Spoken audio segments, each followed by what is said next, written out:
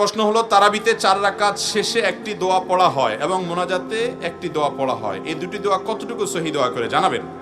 ভাইরা আমার, তারাবিহ যেটাকে আমরা বলি, এটা তারবিহাতুনের বহু বচন।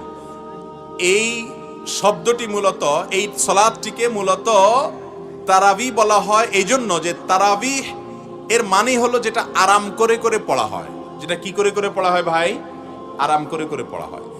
4 রাকাত পর পর যে আমরা বসে থাকি, এই বসাটাও এটা এই জন্য যাতে একটু রেস্ট হয়, এটা কোনো আবশ্যক না, না বসলেও কোনো অসুবিধা নেই। তো এই যে 4 রাকাত পর পর দোয়া আমরা পড়ি, সুবহানাজিল মুলকে ওয়াল মালাকুতে, এবং শেষ পর্যন্ত পুরা দোয়া আমার জানাও নাই আসলে, এই দোয়া কোনো হাদিসে বর্ণিত নাই। মুক্তাদি বেচারার তো কোনো ডিউটি নাই, তারাবিতে কোনো ডিউটি আছে? হাফেজ সাহেবরা তুফান মিল পড়ে যাচ্ছে, সে তো দাঁড়ায় রয়েছে পিছনে, কোনো কাজ আছে তার? পুরো নামাজ বলতে গেলে সে রেস্টই করতেছে, একরকম কোনো কাজ নাই, তো শুনতেছে শুধু, তাই না? মুখ দিয়ে ফেনা ছুটতেছে তো হাফেজ সাহেবের, মুক্তাদি সাহেবরা তো সব চুপচাপ। সালাম ফেরানোর পর 4 রাকাত পরে সালামটা ফিরাইতে না ফিরাইতে সবাই মিলে তালা তালা সুবহানাজিল মুলকে দিলেন টান। তো এতক্ষণ তো বেচারা রেস্টই ছিল, এখন না বরং কষ্ট হইলো, ঠিক না ভাই? ঠিক। তাহলে এই বসাটা যে রেস্টের জন্য, রেস্ট হলো কোত্থেকে? আর খোলাসা কথা হলো, 4 রাকাত পরে যে দোয়া পড়ি আমরা, এই দোয়া কোনো হাদিসে বর্ণিত বা এই টাইমে পড়ার জন্য কোনো নির্দেশিত বিষয় নয়। ইসলামে কোনো কিছু কোরআন হাদিস যদি না থাকে, নিজেরা যদি সেটাকে ইবাদত বানিয়ে নেই, কোরআন হাদিসের ফরম্যাটের মতো করে নেই, তাহলে সেটার কারণে সওয়াব না হয়ে বরং গুনাহ হওয়ার শঙ্কা আছে। এই জন্য সাবধান থাকতে হবে। 4 রাকাত পরে কোনো দোয়ার শিক্ষা ইসলাম দেয়নি আমাদেরকে, কোরআন হাদিস দেয়নি, আপনি কেন ওটা বানিয়ে পড়বেন? আমাদের অনেক যুবকরা আছে, যুবক তারাবি পড়ে না। কিরে বাবা, কেন তারাবি পড়তে যাস না? হুজুর এখন ওই যে তারাবির দোয়া মুখস্থ করতে পারিনি। আছে না নাই? অতএব এই সমস্ত ভুল ভ্রান্তি থেকে আমাদেরকে বেরিয়ে আসতে হবে। আবার তারাবির এই 4 রাকাত পর পর যেরকম দোয়া আছে, একইভাবে ওই মুনাজাতের জন্য আবার একটা দোয়া, ইয়া মুজিরু ইয়া মুজিরু ইয়া মুজির, সাত শেষে দেয় আর কি। কোরআন হাদিস গেটে আমরা তো কোথাও পাই নাই যে হাফেজ সাহেবরা পড়েন, কোথাও পাইছেন একটু দেখাই দিলে আমরাও করতে পারি, নাই তো কোথাও।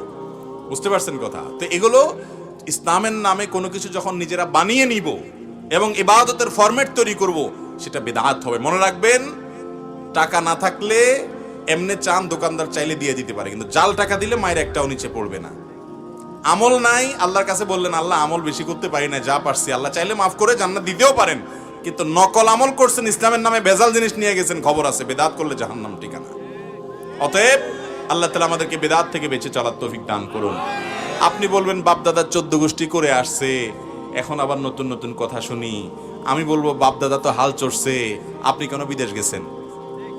দুনিয়াটা তো ভালো বুঝেন যে বাপদাদা হয়তো একটা কিছু করতে পারেন নাই, আল্লাহ ওনাদের যতটুকু তৌফিক দিয়েছেন ততটুকু করছেন, আল্লাহ হয়তো সেটাই কবুল করবেন, কিন্তু আমাদেরকে আল্লাহ তৌফিক দিয়েছেন, আমরা সঠিকটা জানতে পারছি। অতএব ভুলটা আমাদেরকে অবশ্যই ছাড়তে। আমাদের বাপদাদারা বেশিরভাগ ভালো কাজ করছেন আলহামদুলিল্লাহ, 2-4টা মানুষ হিসেবে তাদের ভুল হয়েছে, আমাদেরও ভুল হচ্ছে কিছু, হয়তো আমাদের পরবর্তী প্রজন্ম ছেলেমেয়েরা এসে ধরবে যে আমাদের অমুক হুজুরে অমুক বাবা এটা ভুল বলে গেছে। যদি ধরে কোরআন হাদিসের আলোকে ভুল প্রমাণ হয়, তাহলে আমাদেরটাও বাদ দিবেন, যেটা সঠিক কোরআন হাদিসের আলোকে গ্রহণ করবেন। মুসলমান কখনো অন্ধবিশ্বাসী হবে না। দলিল, কোরআন হাদিসের দলিলের বাইরে গিয়ে বাপদাদার 14 গোষ্ঠী করে আসছে, ওই অজুহাত দিয়া মুসলমান কখনো ভুলভাল কিছু করতে পারে।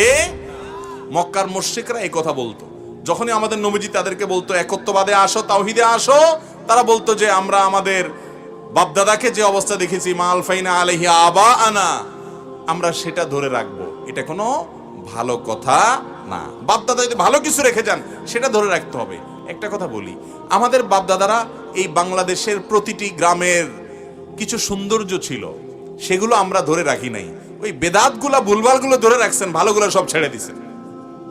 বাপদাদার মধ্যে অনেক ভালো জিনিস ছিল কি ছিল না? আমাদের বাপদাদারা তাদের বাপদাদাদেরকে, মুরব্বীদেরকে সম্মান করতো কি করতো না? আজকাল যুবক পোলাপানের মধ্যে আছে এগুলা? তো বাপদাদার যেগুলো ভালো ছিল সেগুলো সব ছেড়ে দিছেন, ঠিক না ভাই? ঠিক। আমাদের বাপদাদারা তাদের বাপদাদার দিকে, মুখের দিকে তাকায় কথা বলার সাহস পাইতো, কি পরিমাণ সম্মান করত। বয়সে বুড়া হয়ে গেছে, এরপরে যদি মা জুতা দিয়ে পিটাইতো, নিচের দিকে তাকায় থাকতো। আর এখন 4 বছরের বাচ্চাকে একটা ধমক দিলে এমনি করে তাকায় ঘাড় মোটা করে, ঠিক না ভাই? ঠিক।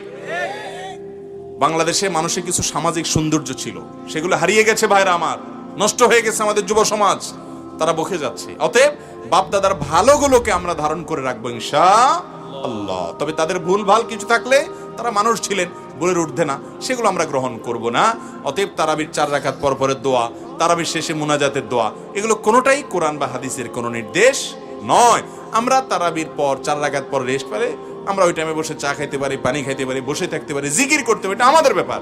কিন্তু এটা দোয়া বানায় নিব যেটা পড়তে হবে সবাই আবার সুরে সুরে তালে তাল মিলিয়ে, শরীয়তে কোনো ইবাদতের মধ্যে নিজের মন গড়া কোনো পদ্ধতি ঢুকানো জায়েজ নাই, অতএব এটা করব।